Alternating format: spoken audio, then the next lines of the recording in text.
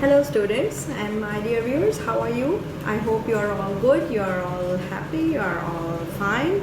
So this is your Professor Dr. Moina Mughal from, you can see here, I'm in my office, Dr. Amakazi, Institute of Chemistry, University of St. Jamshedpur.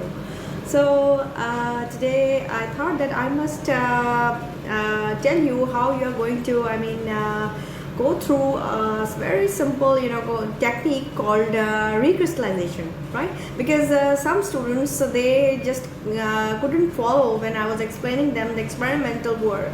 In the end, when you prepare your organic compound, the last step you are supposed to do is to purify your prepared organic compound through process of purifying technique, a very powerful although purifying technique called recrystallization, right? So actually, what is recrystallization? It is simply a process in which you dissolve your compound into some minimum amount of a solvent, an appropriate solvent, and you get your and then you give it a boil, you raise the temperature from any heat source, and then you will filter off this insoluble some impurities will be filtered off, and then you will be left with the with your purest form of the crystals. So now it consists of few steps. Now what are those steps? Of course, a choice of an appropriate solvent is the most important thing, that you should be having a range of solvents or a combo of a solvent or a single solvent, or either first of all either a single solvent can help you out, or a combo of solvents, right? So this just depends on compound's nature, regarding its solubility, right? That you prior to this you should have the knowledge of its nature, that in which appropriate solvent it's going to be dissolved, right? So this is a prior check, that is the solubility, right? Then a smallest amount of the chosen solvent is taken and compound is dissolved in it by warming it on some heat source. That is, a hot plate is preferable. Mostly hot plates are there, and you can simply take a hot plate as a heating source. This is the best thing, because you are dealing with organic solvents, so it's preferable that you should not use an open flame, right? So hot plate is the most important or most feasible heat source that is used in any labs, right? So as I was just telling you, that a smallest amount, a very smallest amount or tiniest amount of the chosen solvent is then taken, and compound is dissolved in it by warming it on a hot plate, simply a hot plate, till achieve a saturated point. What is a saturated point? Yeah, that means that when you are achieved your saturation point, that you get your compounds, you are adding your compound into the beaker that contains that solvent, and then you start shaking it, stirring it, or swirling the flask, and then you will you'll reach to that point where it will stop dissolving, right? And you will be seeing the particles floating inside or over the solution, right? And that is called the saturated point, where no more dissolution is possible, right? So at that point you will that means that no more compound is getting dissolved. So at that point you will stop. Now at this point to remove the insoluble pollutants, right? Now there are insoluble, as I just mentioned, insoluble pollutants are always there, so you can call them impurities, right? So the solution is filtered and then allowed the temperature to hit the room temperature, right? You have to allow it till it hits the room temperature. You just kept it at one side on the table and leave it till it hits the room temperature, or till it lowers down to the room temperature, and then wait till you will achieve a crop of crystals, or you see some crystals that are settling down at the bottom, or you can see formation of some sort of crop of crystals, few crystals that are shown at the bottom of that container. That is most probably we use beakers for that, right?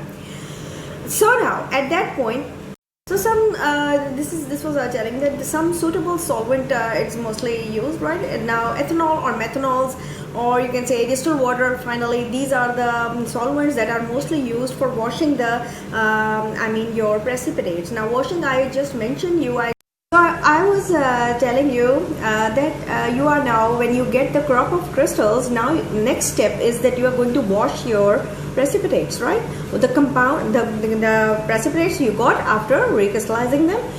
You are going to wash it with some appropriate solvent. That is, for example, either you always start with the distilled water or the ethyl alcohol or methyl alcohol, right? You will take a small portion with a, you can say, a dropper, and then with the help of a dropper you are going to pour over your precipitates, that and you will see that they are now washing off, and you will see it's just coming down into the filtration flask, right? And you will be left at the top on the filter paper. You will be left with the, I mean, the purest form of the crystals, right? That is your point, and that is your, I mean, aim. That is your goal, that you are going to get the purest form of crystals through the process. So now there are now, as I just explained you, the whole process of recrystallization. There is you know, few points that you are supposed to, I mean, always remember, always you are supposed to follow. That is, number one is choosing a proper solvent or appropriate solvent. Otherwise, what you will be doing, you will be failed to get the results you are looking for, right? You will not achieve the results you are looking for. So you should have a number of solvents. A range of solvents is supposed to be chosen, right? Prior to this, I mean, recrystallization process, to check the solvent you need exactly for your compound to be dissolved in, right? And the minimum amount of the solvent should be taken always, a very less amount. This I also mentioned in my previous, previously I also discussed that a minimum amount of your solvent is taken, and it could be dropped over your compound to be dissolved for the recrystallization, right? Sometimes a beaker containing, you can say, beaker containing the compound can be scratched if your recrystallization process is getting slower. Then a seed is introduced into it, a seed compound for seeding, right? A compound is added into it, a solid compound is added into it, and you can say it can or to provide simply seeding. It is called seeding. Or sometimes a beaker that contains your compound, it is scratched with a glass rod, right? It could be scratched to have some small amount of the glass to provide the seeding, right? So this is also one of the techniques to get the, I mean, to achieve the recrystallization point, right? And when you feel like that your recrystallization is not being accomplished, you can add a seed crystal also to it, or to your compound to be recrystallized, right? You can also add a seed for that.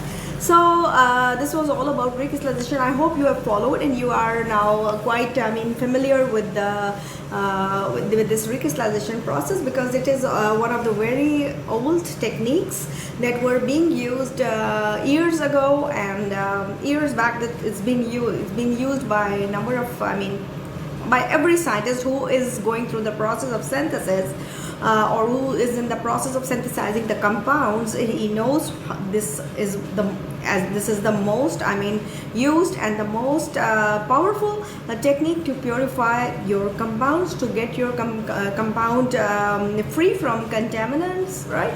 To get your compounds free from pollutants and impurities, and this is the, I mean, most powerful technique to get your compound in the most purest form. And when you will compare the results, I mean, the initial the product before the crystallization and the product after the recrystallization, you will simply see the beautiful results, because there is no comparison, because in the beginning they have different color, maybe the color also sometimes change.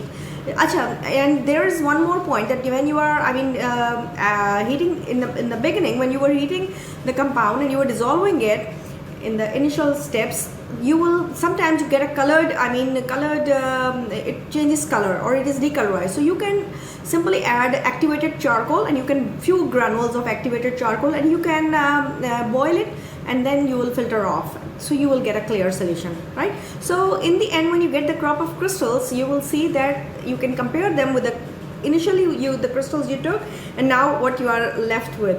So you are left with beautiful crop of crystals, right? That are, I mean, that are totally different, that are shiny. Maybe their shape is also changed. Sometimes you will have a needle-like crystals, sharp needle crystals. Sometimes you'll have granular shaped crystals. I mean, there are different shapes. and you will simply see that how this simply the process of recrystallization, it enhances the purity of your prepared organic compound. I hope you find this video interesting and you will follow, and you will now learn more about recrystallization. You will learn again about you will go through the recrystallization process again and read it from some good book. I would suggest a lot of other books I've suggested in the class, so please go through them and share with your friends and ask from each other. And in the comment section, if you don't feel like following any point, please ask me or write it down in the comment section. I would appreciate and I would reply you on the spot, because we are connected in this way. So I hope you will if you will have some queries, you will get them removed from it. Thank you very much.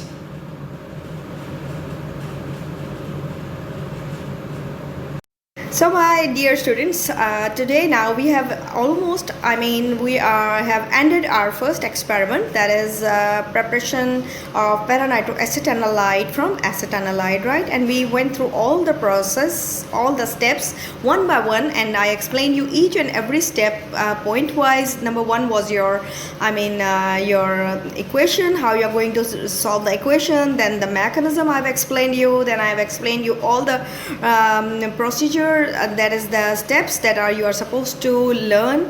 Please go through each and every step, and then I'd ask you to record the melting point, and then after melting point there was the last portion was to recrystallize your compound. And today I explained you how you are going to recrystallize your compound in the lab. So please, I hope you now, and of course I have also explained you the calculations, how you are going to, because your object is to prepare an organic compound, or to prepare an organic compound. For example, if your compound's name is para-nitroacetanilide, then prepare an organic compound that is para-nitroacetanilide, and to calculate the percentage yield of that compound. So I also explained you how to calculate. In the calculations, I've explained you how you are going to calculate the percentage yield. Initially, you will first calculate the theoretical yield, and then you will you will put the same inside the formula for calculating the percentage yield, and you will get the percentage of the compound, right, through that particular formula by dividing practical yield over theoretical yield into 100. And you will get, of course, whenever percent is there, that means 100 is there, so percent means 100. So in this way you are going to achieve the results. And when today I saw that my students were unable to follow the process of recrystallization, I explained you how you are going to recrystallize. Now on YouTube and on many other websites, you will find a lot of viewed videos, hundreds and thousands of videos on recrystallization, where they are exactly performing. I can't perform it because we are short of chemicals. I can't perform in the lab. We have no gas. We have some issues. There's no heat source available. So we've been failed to explain you by doing it practically, but I will show you practically. When I will get the heat source, I will explain you how it really goes on. And it's wonderful to see your compound to be recrystallized, because it simply changes its sometimes shape, though its composition almost remains the same. But it changes its shape, it becomes more shinier, it becomes more beautiful, its color changes, it becomes it's totally in its more pure form. So I hope you have enjoyed this video, and you will share, and you will like it, and you will learn it. And in the exams, in the vivas, I can ask from you now from recrystallization also, that how recrystallization is accomplished, and choosing a solvent, why it is necessary to choose a proper solvent, and how you are going to find out which solvent is suitable for your compound to be recrystallized, right? Which solvent is used, and what is the role of solubility in this recrystallization process, right? Why you need to know that your compound is soluble in which solvent, why it is necessary. So these are all the points which I hope you have followed, you have understood, and you will now learn them properly, and you will come up with great results. Wish you good luck, and let's meet in the other video. Thank you very much.